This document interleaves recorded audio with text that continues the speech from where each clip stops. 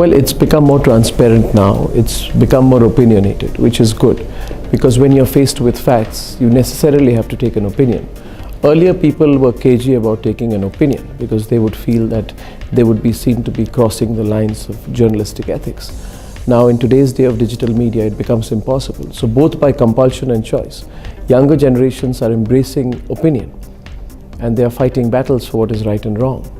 And I think the whole idea of neutrality, which is sometimes, actually fence-sitting, has died down, and a new transparent opinionated media is coming to the fore. Neutrality is not important.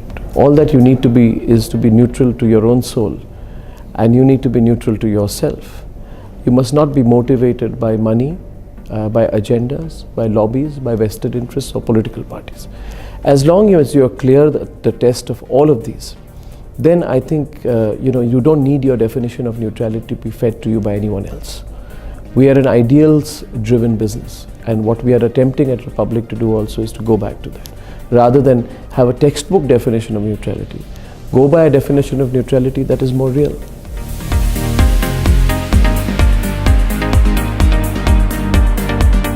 Well, neutrality in the sense where in the era of user-generated content, where inevitably many of the sources of news that we have, whether it is in terms of pictures, news, interviews, soundbites, is generated by people rather than by reporters, and where editorial organizations become more curating organizations than creating organizations, it becomes a question of choosing which story to pick.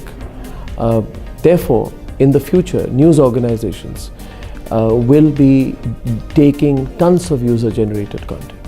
We're going to have to go through a more authentic process of verification of facts. So fact-checking becomes very, very important so that you can make out the difference between what is fake news and what is real news. That becomes a battle. But should that battle force you to stop looking at Facebook-generated content or Twitter-generated content or social media-generated content? I don't think so. But the role of journalists will become more as fact-checkers than as anything else.